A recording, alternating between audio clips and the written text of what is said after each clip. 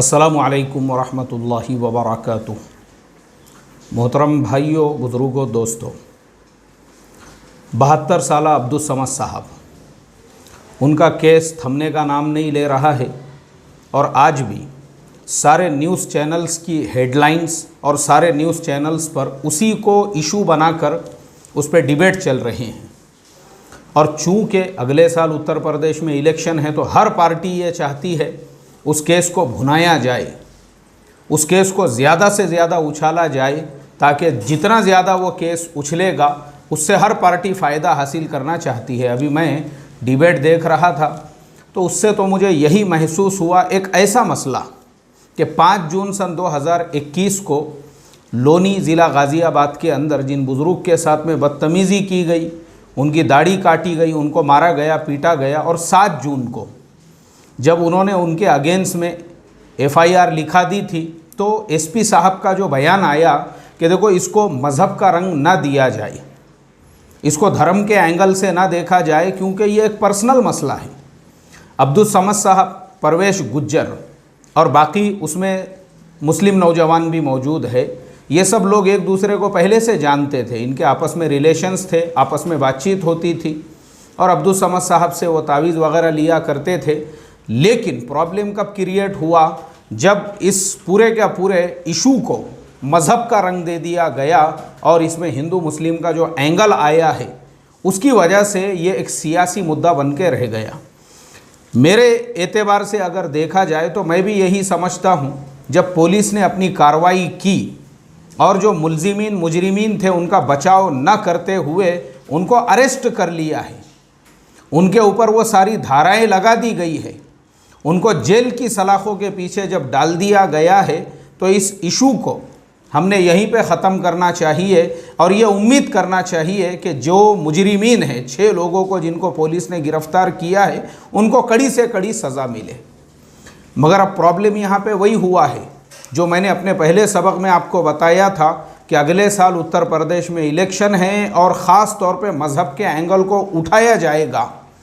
मुसलमान चौकन्ना रहे, वो कोई भी ऐसा मौका ना दे, क्योंकि अब हर पार्टी इससे फ़ायदा उठाना चाह रही है, क्योंकि हमारे पास में अब मुद्दे नहीं है इलेक्शन लड़ने के लिए। हमने कोरोना को फेस किया हुआ है, मुल्क की इकोनॉमी पूरी तरह से रिवर्स में आ चुकी है, GDP जो है वो माइनस में जा चुका है। अब यही वो मुद्दे हैं, यही वो मुद्दे हैं जिनको आयन इलेक्शन के टाइम पे भुनाया जाएगा, हाईलाइट किया जाएगा, जिसके ऊपर डिबेट चलेंगे न्यूज़ चैनलों के ऊपर, और हर पार्टी इससे फ़ायदा हासिल करना चाहेगी और हर पार्टी उनके अपने जो सपोर्टर्स हैं उनको मिसगाइड करना चाहेंगी, मिसलीड करना चाहेंगी, और वो ये चाहेंगे कि हमारे सपोर्टर्स को हम इसके ज़रिए से क्या फ़ायदा हासिल कर सकते हैं और इस मुद्दे का क्या पॉलिटिकल हम इशू बना सकते हैं। तो इसके लिए मेरे मोहतरम दोस्तों, मेरी यही रिक्वेस्ट है कि जब उस ज़िले के SP साहब ने कह दिया है कि ये पर्सनल इशू है, पर्सनल मसला है, इसको मज़हब का एंगल दिया गया है, इसका मजहबी एंगल से कोई ताल्लुक़ नहीं है, क्योंकि दोनों पक्ष एक दूसरे को पहले से जानते थे और उनको गिरफ़्तार भी कर लिया गया है। अब उसके बाद में इस टॉपिक के ऊपर वीडियोस बनाना या न्यूज़ चैनलों के ऊपर आकर इस तरह से इंटरव्यू वगैरह देकर इस इशू को और भड़काना और बढ़ाना, इस पर डिबेट चलाना, ये सिर्फ़ और सिर्फ इससे सियासी फ़ायदा हासिल करना है। और देखो, मैं आपको बताता हूँ, मैं थोड़ा सा बात आपको बहुत सारी बातें क्लियर करके बताऊँगा। हो सकता है बहुत से लोगों को मेरी बात बुरी लगे, लेकिन देखो मैं आपको बताता हूँ।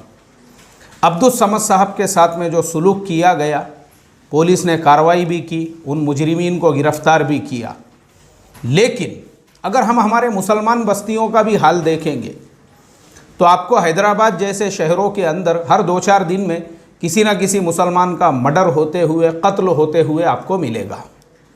मुझे आप बताइए, ऐसे इश्यूज़ को हम लोग मज़हब का रंग क्यों नहीं देते हैं? जैसे अभी मैं साथ में एक फ़ोटो जोड़ दूंगा, अदनान 19 साल का ये खूबसूरत नौजवान बच्चा है, सिर्फ इसकी उम्र है 19 साल।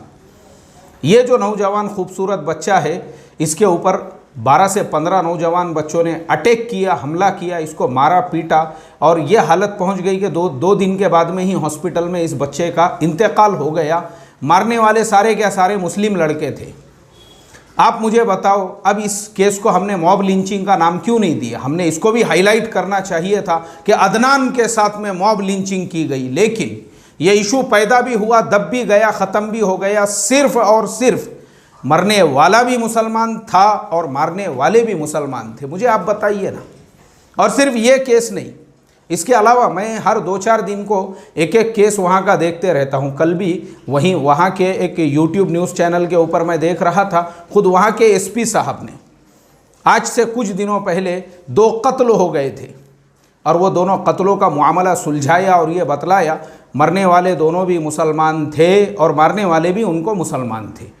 ये हर 2-4 दिन के वाक़यात हैं ऐसे मुस्लिम शहरों में। और इसी तरह से रमज़ान के महीने में एक बूढ़ा बूढ़ी जिनकी पूरी फैमिली, जिनके बच्चे वगैरह अमेरिका में रहते हैं, वहाँ पे वो लोग जॉब करते हैं, अब उनके घर पे इफ्तारी देने के लिए एक फैमिली आती है और वो जैसे ही उनके घर में दाखिल होते हैं, वो बूढ़ा बूढ़ी को इफ्तारी देने के बहाने से कुर्सी से बांध लेते हैं और कुर्सी से बांध के पूरा घर के जेवरात वगैरह, और वो घर में 6 लाख रुपये कैश था, वो लूट के लेके भाग जाते हैं, फ़रार हो जाते हैं। अब दोनों सिर्फ बूढ़ा बूढ़ी है वहाँ पे उस घर के अंदर।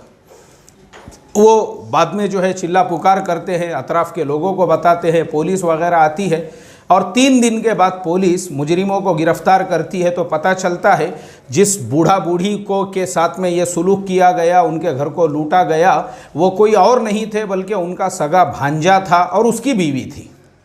आप मुझे बताइए, वहीं पे अगर लूटने वाले किसी और मज़हब के होते थे, फ़ौरन हमारे उर्दू न्यूज़पेपरों की ऐसी हेडिंग आ जाती थी, मुसलमानों के घरों पे हिंदुओं का हमला। इसको एक मजहबी रंग दे दिया जाता था। ये हमारी मुसलमानों की निगेटिव थिंकिंग बन चुकी है हर मसले को। और ये सिर्फ ये मसले नहीं हैं, मैं आपको बताता हूँ, खुद हमारे अपने मजहबी जो मामलात थे, हमारे अपने जो मजहबी मामलात थे, मजहबी मामलात, उसके अंदर भी जो मुद्दा है, मुद्दा एक इमाम साहब को मस्जिद की इमामत से निकाला गया। मेरी वहाँ के सदर साहब से मुलाकात हुई, मैंने कहा यार ये इमाम साहब इतने सालों से आपके मस्जिद में इमामत कर रहे थे। नहीं वो कर रहे थे बोले इमामत, मगर वो मस्जिद के बाहर उन्होंने मोबाइल रिपेयरिंग की दुकान डाल दिए थे। नहीं, आपकी इमामत से और मोबाइल रिपेयरिंग की दुकान से उनका क्या ताल्लुक़ है? क्या वो आपके मुसल्ले पे बैठ के मोबाइल रिपेयर कर रहे थे? क्या नमाज़ पढ़ाते पढ़ाते मोबाइल सुधार रहे थे? अरे भाई आपकी नमाज सही पढ़ा रहे थे, सूरतें सही पढ़ा रहे थे। नहीं सूरतें वो तो सब सही थी बोले उनकी, मगर वो मसला क्या है, मोबाइल रिपेयरिंग की दुकान डाले थे। अरे तेरे को करने का क्या, उन्होंने मोबाइल रिपेयरिंग की दुकान डाले थे, तू खाली ये देख कि उनकी कुरान करीम की तिलावत बराबर थी या नहीं थी। ये हमारे मसले हैं। एक इमाम साहब को इसलिए मस्जिद से निकाला गया, अरे कुछ भी बयान कर रहे बोले, वो जलसे में गए तो वहाँ पे वो बयान करे, वो शादी के मंडप में गए तो वहाँ पे वो बयान करे, वहाँ गए तो वहाँ पे वो बयान करे। अरे भाई वो आपके मस्जिद में इमामत करते, उन्होंने आपके मस्जिद के मिंबर पे क्या बयान करे वो बोलो। नहीं मिंबर पे तो बहुत अच्छा बयान करते थे बोले वो कुरान हदीस का। नहीं मिंबर पे वो बयान करे, जब आपके मस्जिद के मुसल्ले पर और मस्जिद के मिंबर पे उन्होंने वो बयान उन्होंने बाहर जो बयान किए, वो बयान को मुद्दा बनाकर ये मुसलमानों की बीमारी आज के ज़माने में ये विक्टिम कार्ड जो खेलना है ना, और मुद्दे को हटा के उससे दूसरी चीज़ों के ऊपर बात करना, पर्सनैलिटी पे अटैक करते हैं। अटैक पर्सनैलिटी पे जो मुद्दा है, जो मसला है, किसी से भी रहने दो। यहाँ तक कि अगर हमारे मजहबी रहनुमाओं में भी मैंने देखा हूँ, अगर किसी से किसी इशू में हमारा इख्तिलाफ है, किसी से मान लो मेरा इख्तिलाफ किसी और साहब से है, किसी मसलक के अंदर, किसी नज़रिए में, किसी कुरान और हदीस के मसले में, तो लोग इतने नीच और इतने गिर चुके हैं हमारे यहाँ पर, जो कुरान हदीस का मसला मुद्दा रहेगा उस पर बात नहीं करेंगे, उस पर बात नहीं, डायरेक्ट उसकी पर्सनैलिटी पे अटैक करके लोगों को गुमराह और मिसगाइड। धंधे बराबर नहीं है उनके। हाँ, अपना जो उनसे इख्तिलाफ है ना, उनका कारोबार पूछो उनको, उनका कारोबार क्या है। उनके घर पे तो फार्म हाउस बने हुआ है, उनके पास तो फॉर्च्यूनर गाड़ी है, उनके पास तो, अरे उनके पास तो ऐसा है, उनके पास। अरे भाई तेरे को करने का क्या, तेरे क्या बाप ने दिला के दिया था वो गाड़ी उनको, या तेरे बाप ने खोद के दिया था वो स्विमिंग पूल? तो तेरे को करने का क्या है? तेरा जो मुद्दा है उनके साथ, तेरा मुद्दा काय का है? कुरान का है, हदीस का है, जिस मसले का इख्तिलाफ है, अरे उसकी बात कर रहे बाबा, उसकी बात करना। वो बात छोड़ के ये आज के ज़माने के मुसलमानों की सबसे बड़ी बीमारी है। जब हमारे अपने आपस में, मैं आपको आपस की बात बता रहा हूँ, आपस की बात, कि मस्जिद के इमाम को निकाला जा रहा है तो वो मुद्दा नहीं है, उसकी क़िरत में क्या गलती है, उससे आपका मसले में वो छोड़ देंगे। वो आईपीएल के मैच देखते थे, बोले वो आईपीएल के मैच, तेरे को क्या करने का है? आईपीएल के मैच देखते थे।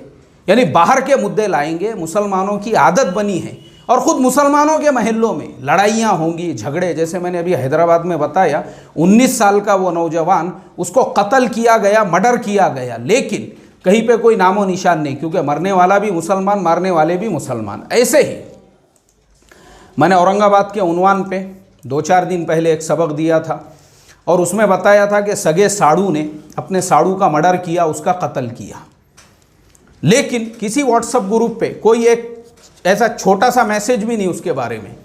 उसी शहर से, औरंगाबाद से, मुझे एक साहब ने, उन्होंने मुझे एक और न्यूज़ की कटिंग भेज के दी है। बोले मौलाना तुमने तो एक ही मर्डर की बात की है, देखो बोले यहाँ पे कितने मर्डर है। उन्होंने एक मराठी न्यूज़पेपर की मुझे कटिंग भेज कर दी है। इसके अंदर पता चल रहा है शेख मजीद नाम का एक नौजवान, शेख मजीद नाम का एक नौजवान है, और 2 लड़कों ने उसके ऊपर अटैक किए। एक का नाम है मोहम्मद मुस्तफ़ा उर्फ शेख परवेज़ शेख समद, सिर्फ 20 साल वो नौजवान की उम्र है, और दूसरे का नाम है अरबाज़ वाहिद ख़ान, उसकी उम्र है 19 साल। दोनों मुस्लिम नौजवान हैं, मरने वाला भी मुसलमान, मारने वाले भी मुसलमान। मेरा आप तमाम लोगों से यही सवाल है, मुझे आप ये बताइए, इस केस को हमने मॉब लिंचिंग का नाम क्यों नहीं दिया? अल्लाह माफ़ करे मुसलमानों, मेरी तो रिक्वेस्ट और दरख्वास्त है आप लोगों से, बस करो यार ये विक्टिम कार्ड खेलना, बस करो अल्लाह के वास्ते। और ये पॉलिटिक्स के लिए यूज़ होना, इस्तेमाल होना, क्योंकि मुझे पता है बहुत सारे लोग ऐसे मसलों को ख़ास तौर पे भुनाने का, उसको हाईलाइट करने का, उसको मुद्दा, क्योंकि ये ऐसे जो वाक़यात हैं ना, इसको जितना बढ़ाया चढ़ाया जाएगा उससे जो है उतना ये पॉलिटिकल इशू बनेगा। इसके लिए मेरी रिक्वेस्ट है, मेरी दरख्वास्त है हमारे अपने अंदर की, अगर हम देखेंगे ना, हमारे अपने अंदर भी वही चीज़ें आपको मिलेंगी। हमारे भी अपने जब कुछ मसाइल पैदा होते हैं, दूसरा रंग हम फ़ौरन उसको दे देते हैं।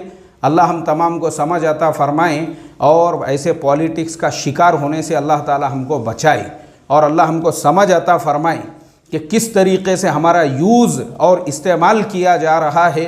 अस्सलामु अलैकुम वरहमतुल्लाहि वबरकातुहू।